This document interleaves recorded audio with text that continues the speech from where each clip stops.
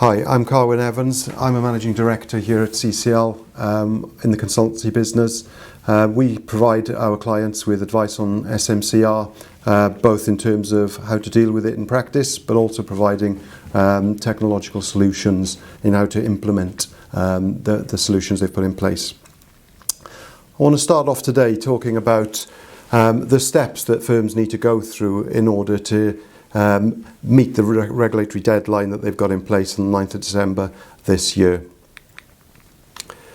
Now, it's 9 months or so to go until the regulatory deadline, and there are a number of steps that firms need to put in place that require a lot of process and a lot of consideration in order to meet that deadline effectively.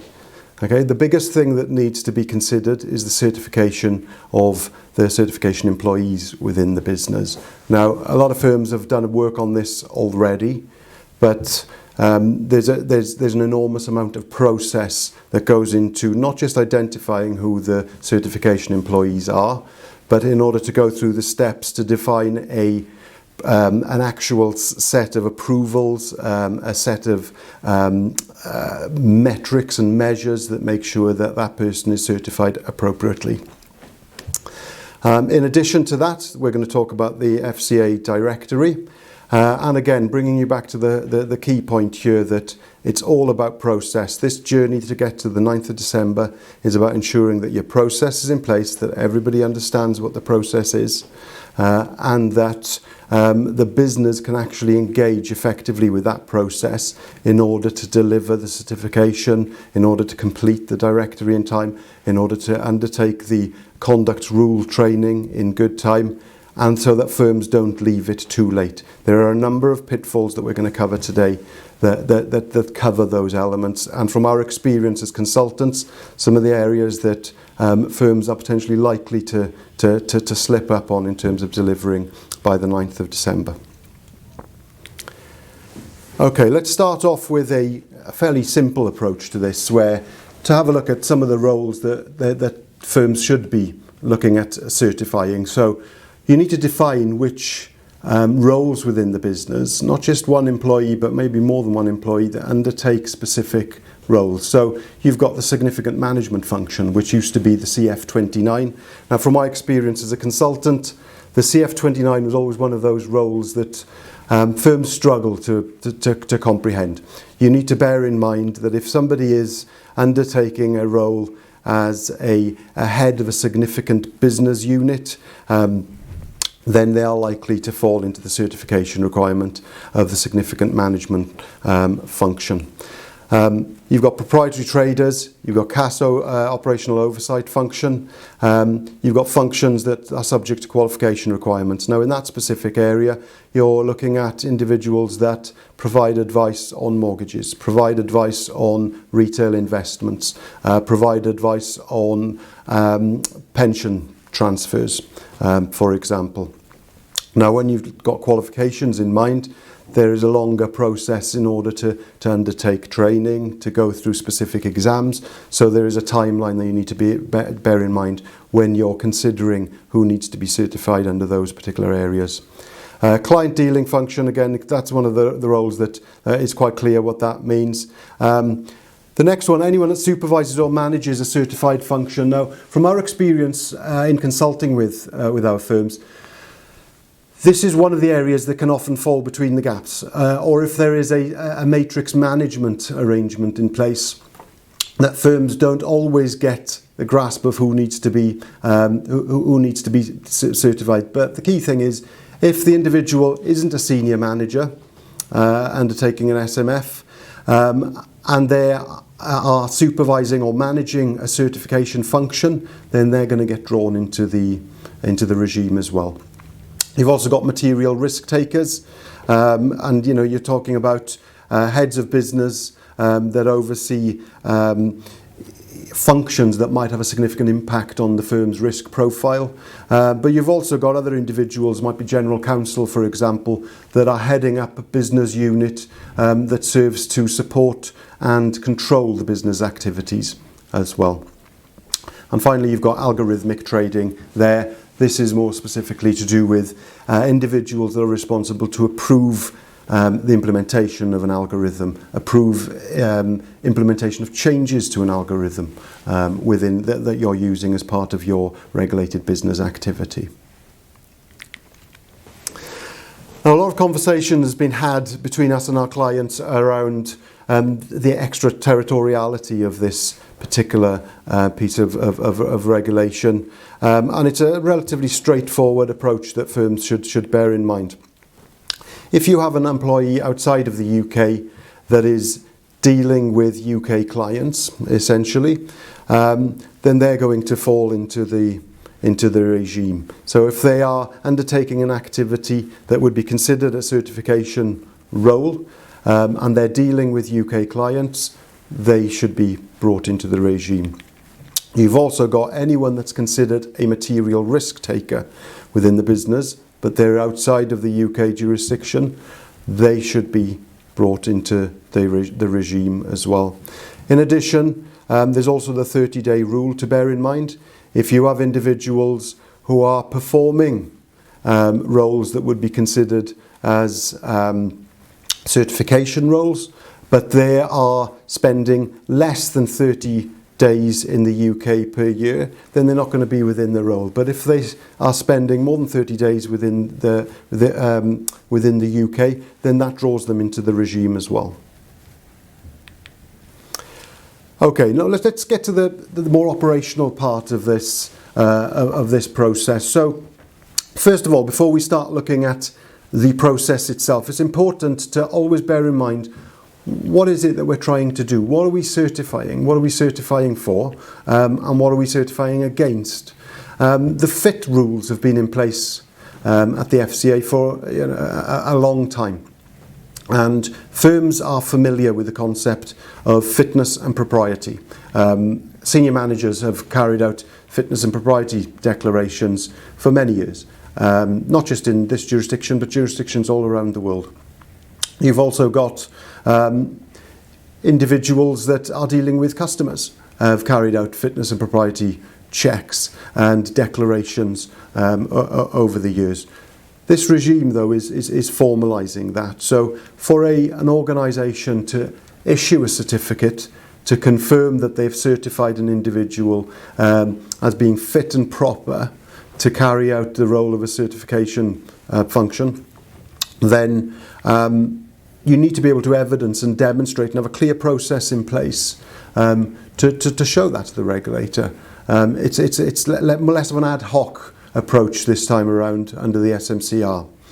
So the key element here is to bear in mind is that employees that have been defined as being in a certification role, unless they have been certified by the firm, which the deadline this year is 9th of December, they can't carry on that role that you've defined that they fall into. It's fundamentally important that you are certifying them by that deadline. And then on an annual basis, you're recertifying them to make sure that they're still fit and proper to carry out that role.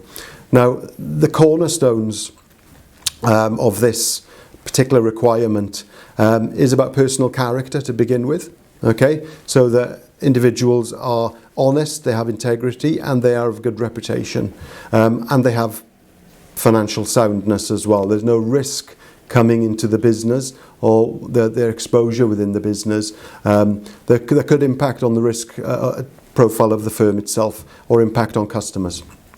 The second element is competence and capability, where you're ensuring that your employees are qualified, that they're well trained, that they have the right competencies in order to carry out their role.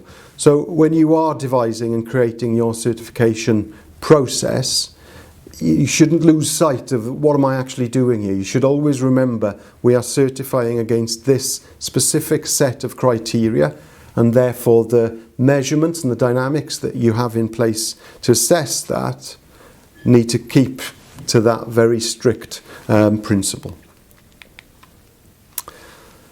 So let's talk through the process. So first of all, as we've already discussed, you need to identify which certification roles apply to your business. Okay, what activities do you carry out that bring those roles into the certification regime? Once you've identified those, you need to understand who you allocate those roles to. Now, it might be that multiple employees end up carrying one of those roles. So let's give you an example. The old CF30, the customer function. You might have tens, if not hundreds, of employees within your business that become into a certification role because of the role they undertook under the CF30 criteria. So it's important that you allocate those roles that you've identified to the right people, and there might be more than one person that you need to allocate those roles to. Now, once that is done, you need to try and define what it is you're trying to certify for those specific roles. How are we going to do that? What are the criteria that we need in place in order to carry out that assessment to certify that individual? So that's the critical thing here, is that once you've defined your the field of play, the boundaries in which you're operating within your firm, it's then creating the steps for certification. Now, again, you need to bear in mind, no two firms are the same. You can't just copy and paste what somebody else has done and drop it into your business. It doesn't work like that. This is very unique, not just on a business by business basis, but also on a role by role basis. Let me give you an example of that. So the steps for certification for someone that's in a dealing function, for example, versus someone that's in a role that requires qualifications. They're very different processes. One needs to go through a certain amount of training and they need to be assessed for their competency, whereas the other has to go through some very formal training. They have to obtain certain qualifications. They have to re-obtain certain qualifications. So you can't just have a one-size-fits-all approach to each one of your employees. It'll differ depending on the role. It will differ depending on the number of line managers or the matrix management arrangement that those individuals may have in place around them. It'll differ as well on the number of employees in your firm that you've decided need to be involved in the certification process and the certification regime at large. Okay? So the kind of things you need to be considering is, what are we assessing here? So fitness and propriety of an individual, that's a critical part of the certification process, that they have gone through the right level of checks, whether there are criminal records checks as part of the process, whether for new hires in particular, you're going through reference requests and ensuring that you've got references from previous employers so that you're able to assess the individual's character. Setting out steps where you are measuring an individual's conduct, an individual's behaviour in completing things like their training, their standard anti-money laundering, conduct rule training. They're completing these things on time and they're taking these matters seriously. There are a number of criteria that would set out the steps for certification. Now, once you've defined what those certification steps are, you need to know how that review process is actually going to work in practice. Okay? So you need to be able to define clearly, okay, who for each employee, who is required in this particular review process. Do they just have one line manager? Do you have a HR person that needs to be involved in every single one of these certifications because of the potential impact of behavioural actions taken against employees within the business? You also need to consider, are there extraterritorial inputs coming from line managers outside of the UK as part of this process? Does the compliance function have an input into this process? Does the risk function, the legal function, do they have an input into this process? So it's fundamental that you define the review process for each one of these certification role holders. Finally, in terms of the approval process, you need to define how does the process get finalised and finally approved. Now, the firms are approaching this differently. You might have the HR person is responsible for the final approval. In some firms we've seen the line manager is responsible for the final approval. In some other firms we've seen that a specific role has been created. Let's call it an SM&CR manager or a certification manager, where their purpose is to review the certification process, make sure that it's been completed properly, that the certification and the review is done properly, and then they finally approve that before you can issue a certificate to the employee. Which brings us on to another issue. What does a certificate look like? How do you issue that certificate to a firm? These are the things that you need to define now, because the process takes time to pull together. You can't just bring the process together and then wonder how are we going to issue these certificates to the employees. It's something that's part of the wider cycle that you need to bear in mind here. And then communication of certification to the employees. You know, some firms are just issuing the certificate. Other firms are bringing the employee into the process as well, so that they understand what they are getting certified for. They're agreeing to the certification. They're agreeing to the comments that have been made as part of the certification process.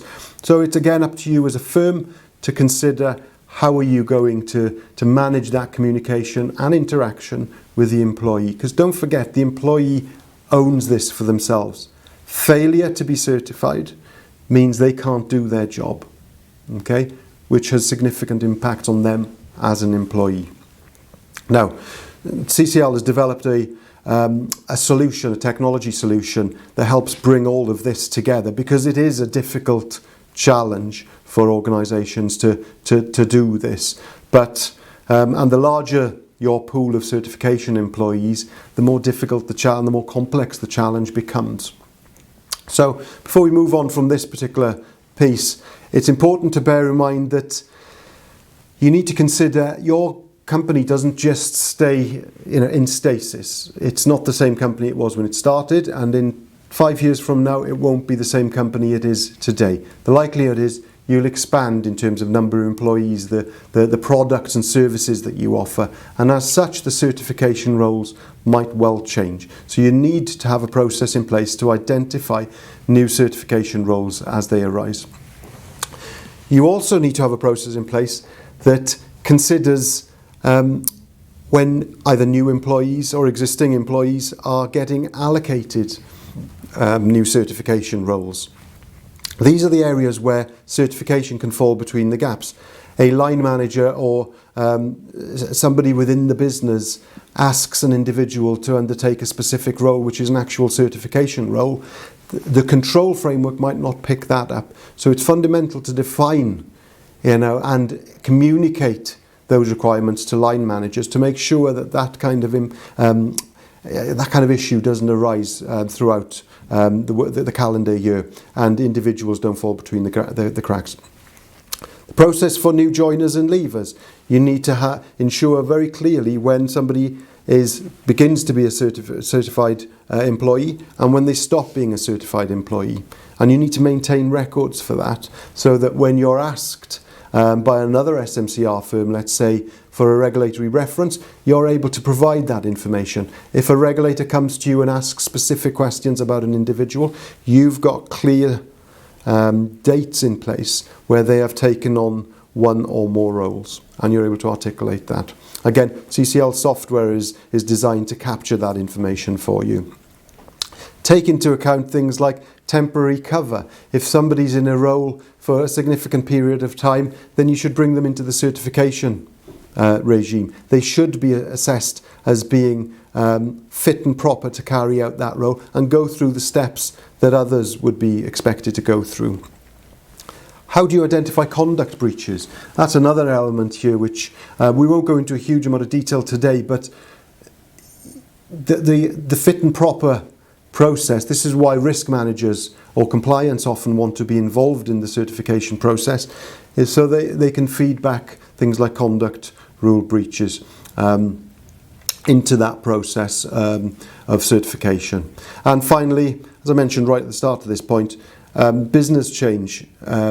When your organisation is changing, there needs to be a process in place that enables the right people within the business to be consulted about new roles that will be created, new activities that will be created, and how that impacts on the certification regime as it faces you as a firm.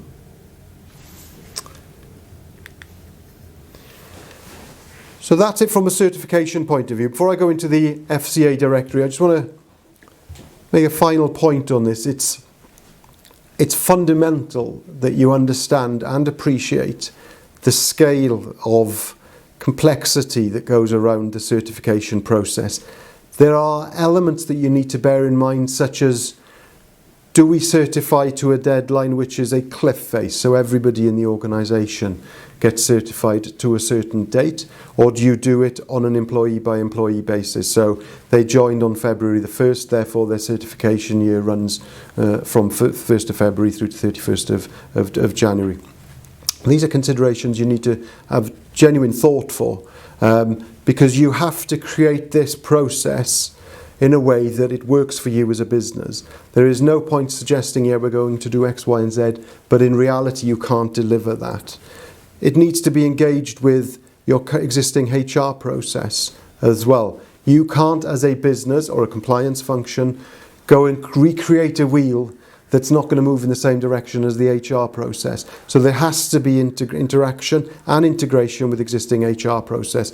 Likewise, speak to your business heads, the line managers in the business, understand how the setting of objectives and targets work, because that's a fundamental part of this. If you can build the assessment of someone's role, someone's fitness and propriety as part of that objective setting, then it makes your life operationally a lot easier and a lot smoother, and this becomes more of a BAU thing a lot quicker than it potentially could be. Moving on to the FCA Directory. Now, again, this is a deadline requirement for most of the extension SM&CR firms, not the banks, building societies, the insurers, the credit unions. They've got a different deadline of 9th of March this year, whereas the rest of the firms have a deadline of 9th of December 2020 to log all of the relevant individuals onto the FCA Directory. So who does that involve? Okay, well, number one, it's all certified staff.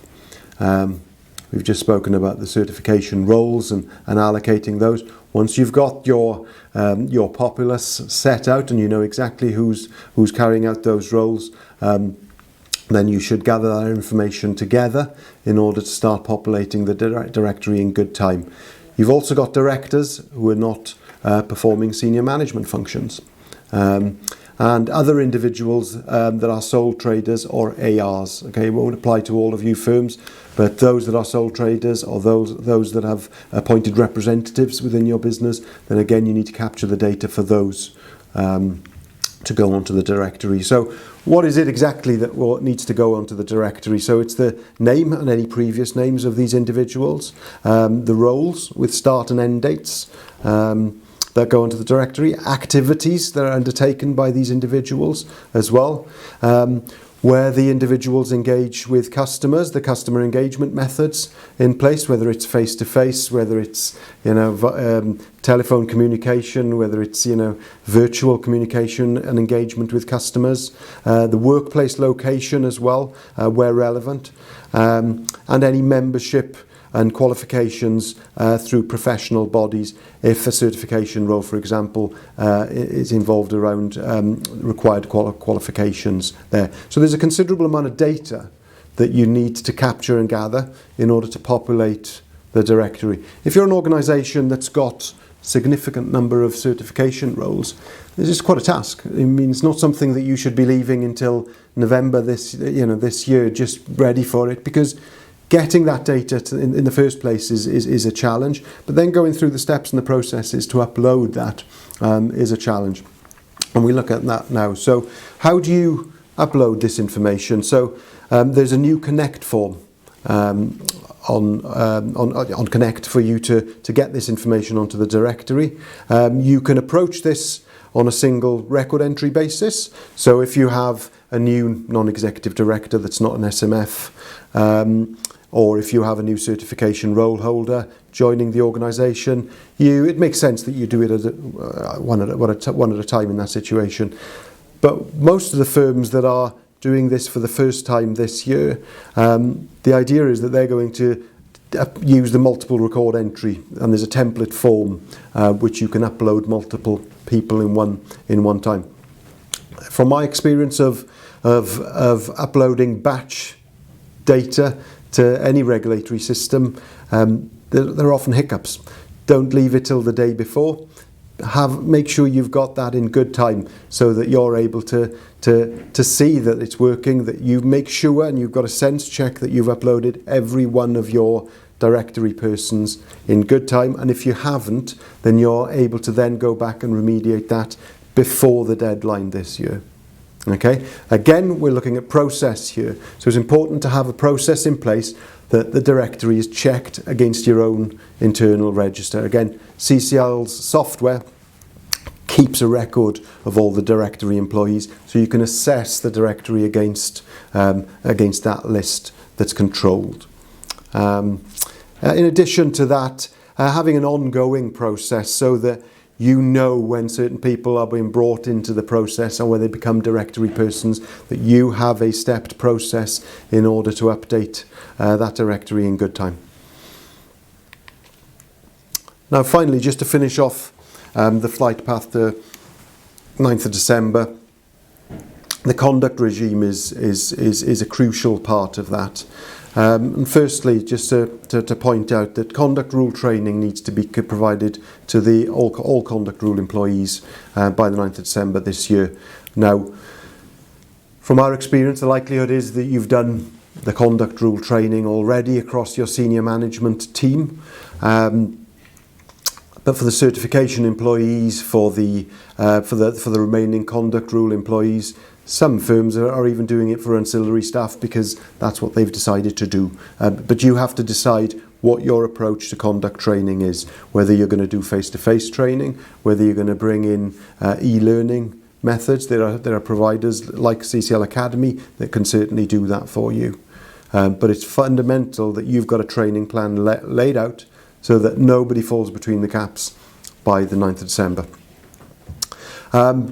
This regime as well also applies to senior managers under that 12-week rule, and also certification functions under the 30-day rule. So even though you've got individuals that might be extraterritorial, they would need to undergo conduct rule training because they are now part of the conduct regime as well. If we break this down a little further in terms of the conduct rule breaches, one of the key process parts to bear in mind of what constitutes a conduct rule breach and what do you do with it once you've found out, more importantly. There are different steps and processes that you must go through, whether you're dealing with a conduct rule breach for a senior manager or whether you're dealing with a conduct rule breach for a certification function holder, a non-executive director that's not an SMF, or regular conduct staff. So if we look at senior managers first, firms need to notify the FCA within 7 days of the firm becoming aware of the breach. Okay, so that's number one. There's a very tight deadline there in which the notification needs to be made. And the notifications are done via Connect using a Form D if the senior manager is still in place, or a Form C where the individual is going to be no longer approved. So that's critical to understand the channel that you follow in order to make that notification. What you don't want to find yourself doing is understanding there's a breach, spending 7 days investigating it, then trying to make a notification, but then not appreciating the channel in which you're making the notification to the regulator. Moving on to the certification roles and NEDs and conduct staff. This is a notification that's done annually and it's done via Gabriel. Important to remember, even if you haven't identified any conduct rule breaches during that reporting period, you must still submit the return as a nil return. Okay? The reporting period runs from 1st of September to 31st of August, so there's some staggering in the reporting that you have to do. And the deadline for reporting is the 31st of October. So as an organisation, you need to bear in mind and consider that there's another reporting requirement that's come into place. You need to be able to capture that information and extract it in good time after the 31st of August, so that you can compile that report and feed it through Gabriel before the 31st of October, or you'll risk a fine or further inquiry and action from the FCA. Finally, just to underpin all of this, these are specific notification requirements that are set out in the regime. What you can't forget is your relationship with the regulator. So Principle 11 applies. If you believe you need to notify the regulator about any matter, if you feel that you need to tell the regulator before waiting for the annual return because it might be a serious or significant issue, you need to do so. You need to maintain that relationship and the openness and honesty with your regulator at all time, but build a process around the timeline requirements that are under the conduct regime reporting. Thank you very much for your time.